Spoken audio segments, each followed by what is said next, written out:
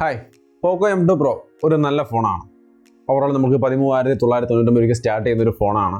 ഈ ഒരു പ്രൈസിന് ഇതെടുക്കാൻ പോകുമ്പോൾ ഒരു നല്ല വാല്യൂ ഫോർ മണി തന്നെയാണോ, ഇതിൻ്റെ ഗുണങ്ങളായിട്ടുള്ള കാര്യങ്ങൾ എന്തൊക്കെയാണ്, ഇതിൻ്റെ പോരായ്മകൾ എന്തൊക്കെയാണെന്നുള്ളതൊക്കെയാണ് നമ്മുടെ ഇന്നത്തെ വീഡിയോ. അപ്പോൾ നേരെ വീഡിയോ.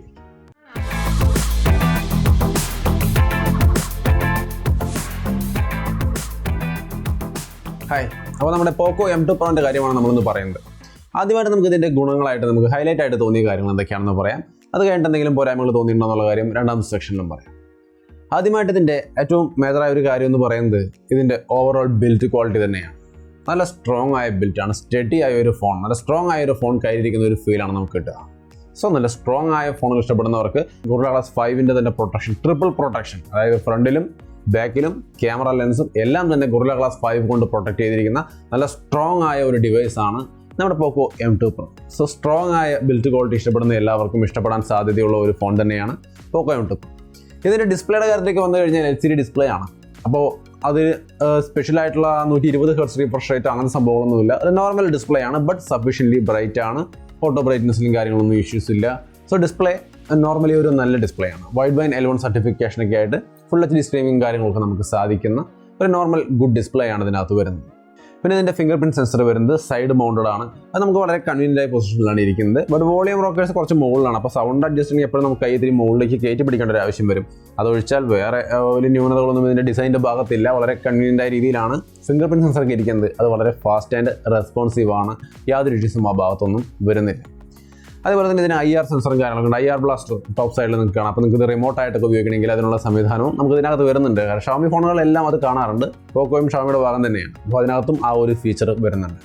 അപ്പോൾ ഇങ്ങനെ ഡിസൈൻ ആസ്പെക്റ്റിൽ എല്ലാ ഘടകങ്ങളും നല്ലതാണ്. ടൈപ്പ് C പോർട്ട് ഉണ്ട്, 3.5mm ഹെഡ്ഫോൺ ജാക്ക് ഉണ്ട്, സിംഗിൾ സ്പീക്കർ ആണെങ്കിലും സഫീഷ്യൻ്റ്ലി ലൗഡാണ്. അപ്പോൾ ഡിസൈൻ ആസ്പെക്റ്റ് നോക്കിയാൽ ഓവറോൾ ഇത് ഒരു പെർഫെക്റ്റ് പാക്കാണെന്ന് പറയാം. ഇതിൻ്റെ സൺലൈറ്റ് വിസിബിലിറ്റിയുടെ കാര്യം ചോദിച്ചു കഴിഞ്ഞാൽ വലിയ ഇഷ്യൂസ് ഒന്നുമില്ല. നമുക്ക് ഡയറക്റ്റ് സൺലൈറ്റ് ആണെങ്കിലും വലിയ ഇഷ്യൂ ഇല്ലാതെ നോർമലി കാണാവുന്ന ഒരു നല്ല വിസിബിലിറ്റിയും കാര്യങ്ങളൊക്കെ ഇതിൻ്റെ ഡിസ്പ്ലേക്ക് ഉണ്ട്. ഇനി ഇതിൻ്റെ കോൾ ക്വാളിറ്റിയും കാര്യങ്ങളൊക്കെ നോക്കി കഴിഞ്ഞാൽ ഓവറോൾ നല്ലൊരു കോൾ ക്വാളിറ്റിയും കാര്യങ്ങളുണ്ട്. സിഗ്നൽ റിസപ്ഷനിലും കാര്യങ്ങളൊന്നും ഇഷ്യൂസ് ഒന്നുമില്ല. ഡുവൽ 4G ആണ്, 5G ഒന്നുമല്ല. ഈ ഒരു പ്രൈസ് റേഞ്ചൊക്കെ 4G തന്നെയാണ്. സോ ഡുവൽ 4G അത് നല്ല രീതിയിൽ വർക്ക് ചെയ്യുന്നുണ്ട്. സിഗ്നൽ റിസപ്ഷനിൽ യാതൊരു ഇഷ്യൂസ് ഇല്ല. കോൾ ഡ്രോപ്പ് പോലുള്ള കാര്യങ്ങളില്ല. ഇയർ പീസിൽ നിന്നുള്ള കോളിൻ്റെ സൗണ്ടും കാര്യങ്ങളൊക്കെ വളരെ നന്നായിട്ടുണ്ട്. പ്രോക്സിമിറ്റി സെൻസറിൻ്റെ പെർഫോമൻസിലും യാതൊരു ഇഷ്യൂ. സോ കോളിൻ്റെ ഡിപ്പാർട്ട്മെൻറ്റ് എല്ലാം നല്ല കണ്ടീഷനാണ്. ഇയർഫോണിലുള്ള സൗണ്ട് ആയാലും ഷവമി ഡിവൈസുകളിൽ കാണുന്ന ആ ഒരു ഓവറോൾ സൗണ്ട് ക്വാളിറ്റി നമുക്ക് ഇതിനകത്തുനിന്നും കിട്ടുന്നുണ്ട്. സോ അങ്ങനെയാണ് ഇതിൻ്റെ സൗണ്ട്, കോൾ ഡിപ്പാർട്ട്മെൻറ്റൊക്കെ ഓവറോൾ എല്ലാ ഘടകങ്ങളും നല്ല രീതിയിൽ തന്നെ വർക്ക് ചെയ്യുന്നുണ്ട്. അവിടെ ഒന്നും പ്രത്യേകിച്ചൊരു ന്യൂനതയായിട്ടോ അല്ലെങ്കിൽ ഒന്നും എടുത്ത് പറയാനായിട്ടോ ഒന്നും തന്നെ ഇല്ല. എല്ലാം ഡീസൻ്റ് ആണ്. ഇനി ഇതിൻ്റെ പെർഫോമൻസിലേക്ക് വന്നു കഴിഞ്ഞാൽ സ്നാപ്ഡ്രാഗൺ 720G ആണ്. ഒരു നല്ല പെർഫോമൻസ് തരുന്ന ഒരു നല്ല പ്രൊസസ്സറാണ്. ഇതിൻ്റെ റാമും സ്റ്റോറേജ് ഒക്കെ നോക്കിക്കഴിഞ്ഞാൽ 4GB RAM 64 അവൈലബിൾ ആണ്, 6GB RAM 64 അവൈലബിൾ ആണ്. അതേപോലെ 6GB RAM 128GB storage available ആണ്. നമ്മുടെ കയ്യിൽ ഇരിക്കുന്നത് 6GB RAM 64 ആണ്. ഇതിനകത്ത് യാതൊരുവിധ പെർഫോമൻസ് ഇഷ്യൂ ഇല്ല. നോർമൽ യൂസിന് യാതൊരു ഇഷ്യൂ ഇല്ല. അത്യാവശ്യം ഗെയിം കളിക്കാൻ ശ്രമിച്ചാലും വളരെ നൈസായിട്ട് വർക്ക് ചെയ്യുന്നുണ്ട്. ജൈറോസ്കോപ്പ് ആയാലും കാര്യങ്ങളൊക്കെ നല്ല രീതിയിൽ തന്നെയുണ്ട്. ഒരു തരത്തിലുള്ള ഇഷ്യൂസും ഗെയിം പ്ലേയിലും കാര്യങ്ങളൊന്നുമില്ല. ഗെയിം റിവ്യൂ നമ്മൾ ഡെഡിക്കേറ്റഡ് ആയിട്ട് ചെയ്തിട്ടുണ്ട്. നിങ്ങൾക്കത് വേണമെങ്കിൽ കണ്ടു നോക്കാം. അതിൻ്റെ ലിങ്ക് ഞാൻ ഡിസ്ക്രിപ്ഷനിൽ കൊടുക്കാം. സോ ഓവറോൾ ഗെയിമിംഗ് പെർഫോമൻസ് ഈ ഒരു പ്രൈസ് റേഞ്ചിൽ കണ്ടുവരുന്ന ഒരു പെർഫോമൻസ് ലെവലുണ്ട്. അതിൻ്റെ ഒപ്പം തന്നെ ഓവർ ഹീറ്റിംഗ് ഒന്നും വരുന്നില്ല. സോ ഓവറോൾ ഗെയിമിങ്ങിന് പറ്റിയ ഫോണാണ്. നോർമൽ യൂസർക്കാണെങ്കിൽ ഒരു തരത്തിലുള്ള ഇഷ്യൂ ഇതിനകത്ത് വരാനില്ല. പിന്നെ പെർഫോമൻസ് ഡിപ്പാർട്ട്മെൻറ്റിൽ ഒരു കാര്യം എടുത്ത് പറയാനുള്ളത് ട്രിപ്പിൾ കാർഡ് സ്ലോട്ടാണ്. 2 സിമ്മും മെമ്മറി കാർഡും ഒരേ സമയം നിങ്ങൾക്ക് ഉപയോഗിക്കാൻ സാധിക്കും. ആൻഡ് ഒരു 10 ബേസ്ഡ് MIUI 11 പോക്കോ അതാണ് വരുന്നത്. 4 പോക്കോ എന്നുള്ള ആ പോക്കോ ലോഞ്ചർ ആ ഒരു രീതിയിലുള്ള സെറ്റപ്പാണ്. MIUI തന്നെ എല്ലാ ഫീച്ചേഴ്സും MIUIയുടെ തന്നെയാണ് വരുന്നത്. So overall performance department perfect ആണ്. ഇനി ക്യാമറയുടെ കാര്യം നോക്കിക്കഴിഞ്ഞാൽ ക്യാമറയുടെ ഒരുപാട് ഇമേജുകളൊന്നും ഞാനിവിടെ ആഡ് ചെയ്യുന്നില്ല. ഇതിൻ്റെ ക്യാമറ ക്വാളിറ്റി നിങ്ങൾക്ക് ക്യാമറ റിവ്യൂ ഞാൻ ഓൾറെഡി കാണിച്ചു തന്നിട്ടുള്ളതാണ്. അതിൻ്റെ ലിങ്ക് ഡിസ്ക്രിപ്ഷനിലുണ്ട്. കൂടുതൽ ഡീറ്റെയിൽഡ് ആയിട്ട് കൂടുതൽ ഇമേജുകൾ കാണുന്നുള്ളവർക്ക് അവിടെ പോയി അതിൻ്റെ ക്യാമറ റിവ്യൂ വിശദമായിട്ട് കാണാം. ഞാനിവിടെ കുറച്ച് ഇമേജുകൾ മാത്രം ആഡ് ചെയ്തുകൊണ്ട് പ്രധാനപ്പെട്ട കാര്യങ്ങൾ പറയാം. ഫുൾ HD നമുക്ക് 4K 30 ഫ്രെയിം പെർ സെക്കൻഡ് വരെ മാക്സിമം റെക്കോർഡ് ചെയ്യാം. Slow motion 960 frame per second വരെ സപ്പോർട്ട് ചെയ്യുന്നുണ്ട്. ഇനി നമുക്ക് സാമ്പിളുകൾ നോക്കാം. ഒരു മെയിൻ ക്യാമറ ഇമേജാണ്. ഒരു ഡീസൻ്റായ നല്ല ക്വാളിറ്റി, നല്ല ലൈറ്റിംഗ് കണ്ടീഷൻ, നല്ല ക്വാളിറ്റി. സൂം ചെയ്ത് നോക്കുമ്പോഴും നല്ല ഡീസൻ്റായ ക്വാളിറ്റി നമുക്ക് ഇതിനകത്ത് കിട്ടുന്നുണ്ട്. സോ ഈ ഒരു പ്രൈസ് റേഞ്ചിൽ 13,999 അല്ലെങ്കിൽ 14,000 രൂപയ്ക്ക് സ്റ്റാർട്ട് ചെയ്യുന്ന ഒരു ഫോണിൽ ഈ ഒരു ക്വാളിറ്റി എന്ന് പറയുന്നത് തീർച്ചയായിട്ടും ഡിപ്പെൻഡ് ചെയ്യാവുന്ന നല്ലൊരു ക്വാളിറ്റി ആയിട്ടാണ് എനിക്ക് ഫീൽ ചെയ്യുന്നത്. ഇത്തിരി ഡിമായ ലൈറ്റിംഗ് കണ്ടീഷൻ ആണെങ്കിൽ നിങ്ങൾ ഈ കാണുന്ന പോലെ ഒരു ക്വാളിറ്റി നിങ്ങൾക്ക് അതിനകത്ത് കിട്ടുന്നുണ്ട്. ഒരു ഇമേജ് കൂടി ഞാൻ കാണിക്കാം. ഒരു ഓവറോൾ നല്ല ഒരു ക്ലൗഡി സിറ്റുവേഷൻ ആണ്. ആ ഒരു സിറ്റുവേഷനിൽ ഈ ഒരു രീതിയിലുള്ള ക്വാളിറ്റി നമ്മൾ സൂം ചെയ്ത് നോക്കുമ്പോഴും നമുക്ക് കാണാൻ സാധിക്കുന്നുണ്ട്. ഡേ ലൈറ്റിൽ സെൽഫി എടുക്കാൻ നമ്മൾ ശ്രമിച്ചു കഴിഞ്ഞാൽ ഈ ഒരു ക്വാളിറ്റിയാണ്. നല്ല ക്വാളിറ്റിയുള്ള ഡീസൻ്റ് ആയ സെൽഫിയാണ് നമുക്ക് കിട്ടുക. പോർട്രേറ്റ് മോഡ് കൊടുത്തു കഴിഞ്ഞാൽ ക്വാളിറ്റി ഓവറോൾ ഗുഡ് തന്നെയാണ്, നല്ല ബാക്ക്ഗ്രൗണ്ട് ബ്ലറൊക്കെയാണ്. ബട്ട് എഡ്ജ് ഡിറ്റക്ഷൻ ലെഫ്റ്റ് സൈഡിൽ കുറച്ച് പാകപ്പിഴകൾ നമുക്ക് കാണാം. എങ്കിലും ഓവറോൾ ഗുഡ് തന്നെയാണ്. മെയിൻ ക്യാമറയുടെ ഹ്യൂമൻ സബ്ജക്റ്റിലേക്ക് വന്ന നല്ലൊരു ക്വാളിറ്റിയാണ് നിങ്ങൾ ഇവിടെ കാണുന്നത്. ഓവറോൾ ഡീസൻ്റ് ആയ നല്ല ക്വാളിറ്റി തന്നെ. സൂം ചെയ്ത് നോക്കുമ്പോഴും നമുക്ക് നല്ലൊരു ക്വാളിറ്റിയും കാര്യങ്ങളൊക്കെ ഇവിടെ കാണാൻ സാധിക്കുന്നുണ്ട്. ആർട്ടിഫിഷ്യൽ ലൈറ്റിംഗ് കണ്ടീഷനിലേക്ക് വന്നു കഴിഞ്ഞാൽ ഈ ഒരു ക്വാളിറ്റിയാണ് നമുക്ക് കിട്ടുക. സൂം ചെയ്ത് നോക്കുമ്പോഴും സഫീഷ്യൻ്റ് ആയ ഒരു ഡീറ്റെയിൽസ് ലെവലൊക്കെ നമുക്ക് കാണാൻ സാധിക്കുന്നുണ്ട്. ലൈറ്റ് കുറവുള്ള സിറ്റുവേഷനിലാണെങ്കിൽ ഈ ഒരു ക്വാളിറ്റി ആയിരിക്കും നമുക്ക് കിട്ടുക. സെൽഫി ക്യാമറയുടെ ഇമേജ് നല്ല ലൈറ്റിംഗ് ഉള്ള ആർട്ടിഫിഷ്യൽ ലൈറ്റിംഗ് കണ്ടീഷനിൽ ഈ ഒരു ക്വാളിറ്റി ഉണ്ട്. ലൈറ്റ് കുറവുള്ള സാഹചര്യങ്ങളിലേക്ക് വന്നു കഴിഞ്ഞാൽ ക്വാളിറ്റി ഈ രീതിയിലേക്ക് കുറയുന്നുണ്ട്. അതെന്തായാലും ഇച്ചിരി കുറവായിട്ട് തോന്നുന്നുണ്ട്. ഇനി വീഡിയോ ക്വാളിറ്റിയിലേക്ക് വന്നാൽ സെൽഫി ക്യാമറയുടെ ഒരു മെയിൻ വീഡിയോ ക്വാളിറ്റിയാണ് നമ്മൾ ഈ കാണുന്നത്. ഒരു നല്ല ഡീസൻ്റ് ആയ ക്വാളിറ്റി. ബാക്കിലെ ക്ലൗഡൊക്കെ നോക്കിക്കഴിഞ്ഞാൽ നല്ല രീതിയിൽ കാണാൻ സാധിക്കുന്നുണ്ട്. സ്റ്റെബിലൈസേഷൻ ഇല്ല, ബട്ട് ഓവറോൾ ക്വാളിറ്റി സെൽഫി ക്യാമറയുടെ വീഡിയോ നമുക്ക് ഡിപ്പെൻഡ് ചെയ്യാവുന്ന നല്ലൊരു ക്വാളിറ്റി ആയിട്ടാണ് എനിക്ക് ഫീൽ ചെയ്യുന്നത്. ഇനി മെയിൻ ക്യാമറയുടെ വീഡിയോയിലേക്ക് വന്നു കഴിഞ്ഞാൽ ഫുൾ എച്ച് ഡി വീഡിയോ ആണ്. 4K 30 ഫ്രെയിം പെർ സെക്കൻഡ് വരെ സപ്പോർട്ട് ചെയ്യുന്നുണ്ട്. ബട്ട് സാമ്പിളിന് ഞാൻ ഇവിടെ ഫുൾ എച്ച് ഡി ആണ് എടുത്തിരിക്കുന്നത്. നല്ല ഒരു ക്വാളിറ്റിയും കാര്യങ്ങളൊക്കെ നമുക്ക് അതിനകത്ത് കാണാം. യാതൊരു ഇഷ്യൂസും ഇല്ല. നല്ല ഡീറ്റെയിൽസ് ലെവലും കാര്യങ്ങളൊക്കെ ആയിട്ട് ഡീസൻ്റ് ആയ ഒരു വീഡിയോ ക്വാളിറ്റിയാണ് നമുക്ക് ഇതിൻ്റെ മെയിൻ ക്യാമറയിൽ കിട്ടുന്നത്. ഇനി മെയിൻ ക്യാമറ ആർട്ടിഫിഷ്യൽ ലൈറ്റിംഗ് കണ്ടീഷനിലേക്ക് പോയാൽ എങ്ങനെ ഉണ്ടാവും? ലൈറ്റ് കുറവുള്ള സാഹചര്യത്തിൽ ഈ രീതിയിലായിരിക്കും അതിൻ്റെ പെർഫോമൻസ്. ആർട്ടിഫിഷ്യൽ ലൈറ്റിംഗ് കണ്ടീഷനിലും ഓക്കെ എന്ന് പറയാവുന്ന ഒരു ക്വാളിറ്റിയാണ്. ബട്ട് ലൈറ്റ് കുറയുമ്പോൾ അത്ര ഇമ്പ്രസീവ് ആയ ഒരു ക്വാളിറ്റി അല്ല കാണുന്നത്. ലോ ലൈറ്റിലേക്ക് വരുമ്പോൾ ഇത്തിരി സ്ട്രഗിൾ ചെയ്യുന്നുണ്ട് നല്ലോണം. സെൽഫി ക്യാമറ നല്ല ലൈറ്റുള്ള കണ്ടീഷനിലാണെങ്കിൽ ലോ ലൈറ്റിൽ നമുക്ക് നല്ല ക്വാളിറ്റി ഉണ്ട്. ബട്ട് ലൈറ്റ് കുറയുമ്പോൾ ക്വാളിറ്റിയിൽ നിങ്ങൾക്ക് ഈ കാണുന്ന രീതിയിലുള്ളൊരു വ്യത്യാസം വരുന്നുണ്ട്. അപ്പോൾ ഇത്രയുമാണ് ഇതിൻ്റെ ക്യാമറയെ കുറിച്ച് ഞാനിവിടെ ചുരുക്കി പറഞ്ഞിരിക്കുകയാണ്. ഓവറോൾ ക്വാളിറ്റി നിങ്ങൾക്ക് മനസ്സിലായിട്ടുണ്ടാവുമെന്ന് വിചാരിക്കുന്നു.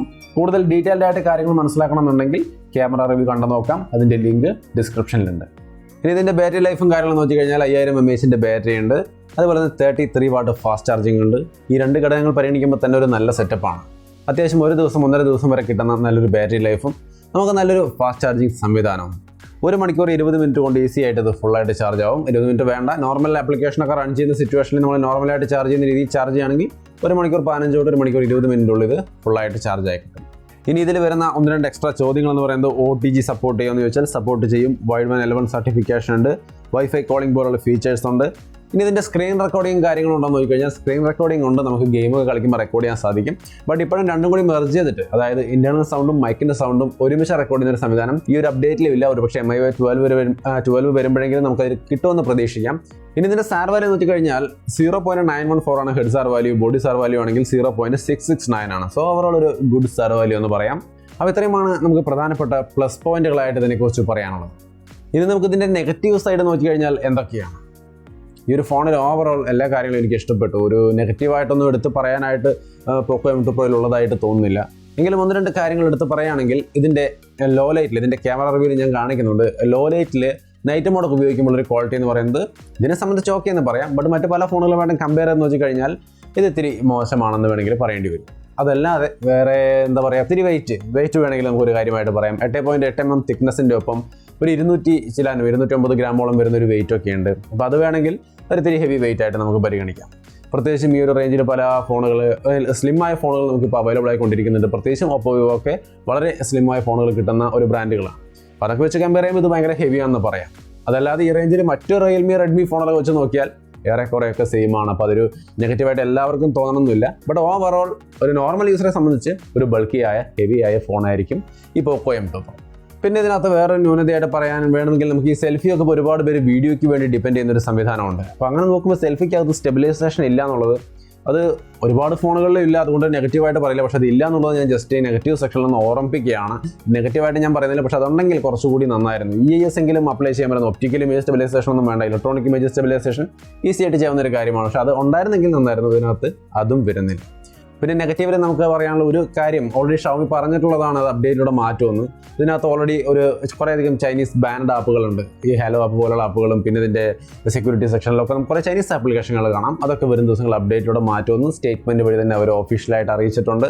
അപ്പോൾ അത് ഒരു നെഗറ്റീവായിട്ട് കണക്കാക്കണമെങ്കിൽ കണക്കാക്കാം. ബട്ട് തീർച്ചയായിട്ടും വരുന്ന അപ്ഡേറ്റ് അത് മാറ്റുമെന്നാണ് പറഞ്ഞിരിക്കുന്നത്.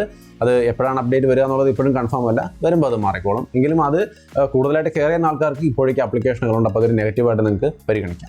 So finally Poco M2 Pro എങ്ങനെ റെക്കമെൻഡബിൾ ആയ ഒരു നല്ല ഫോണാണെന്ന് ചോദിച്ചു കഴിഞ്ഞാൽ എനിക്ക് തോന്നുന്നു റെക്കമെൻഡബിൾ ആയ നല്ല ഫോണാണെന്നാണ്.